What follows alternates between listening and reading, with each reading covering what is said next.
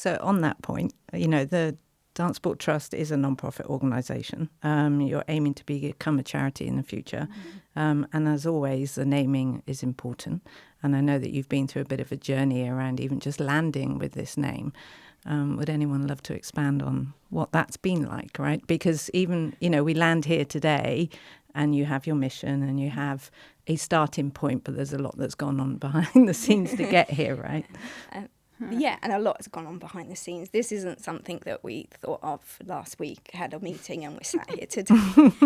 We've had so many meetings, sleepless nights for me, definitely. We've gone back and forth with a lot of things. We've churned things over a lot. But the actual name...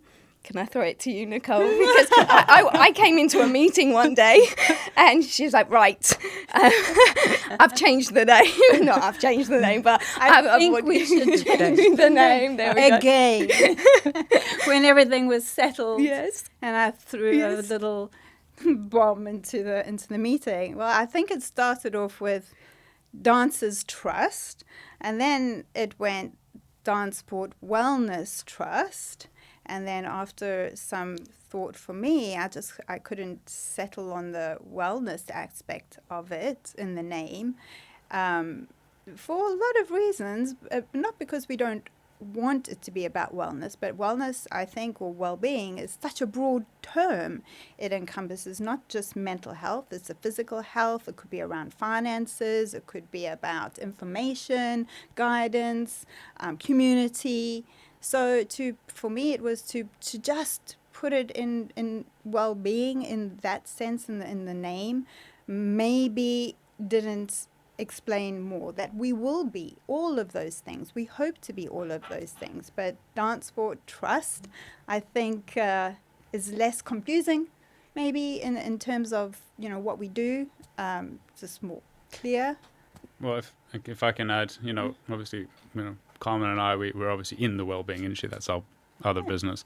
And even within the wellbeing business, wellness and wellbeing is a word that's become so meaningless. And also it can bring up negative connotations. Yes. And, we don't want to be kind of pigeonholed into that sort of well-being space. We're so much more than that. And it's really more about the dance sport. And wellness is obviously going to be a massive part of it. It's kind of the lens through which we look at everything. But we felt if we kept it in the name, it wouldn't do it justice. So. No.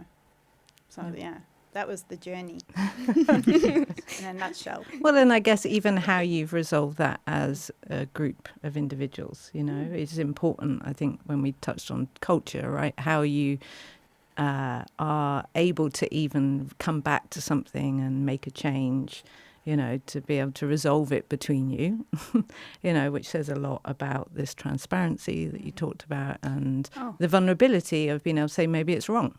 And we've changed our mind. Like that's okay. So many things, sorry, Andrew. So many things about it have changed since the initial conversation. As the idea as it started off, it's gone left, it's gone right, it's gone back, it's gone forward. It's like it has changed all the time and evolved with the more we've sort of come to talk amongst ourselves in our meetings, the more we realize, this can happen, that can happen. But there was an interesting phase where for me anyway, I thought to myself, this is never going to happen. It's never going to get off the ground, and we have to start somewhere. If we try and jump to the end and what it's going to look like in 10 years' time, we will just keep on putting it off. And so we had to just go, right, this is what it is. We're quite happy with how it is at the moment, but it doesn't mean to say it can't evolve and change and it's not what we necessarily need it to be. It's what other people want from us as well.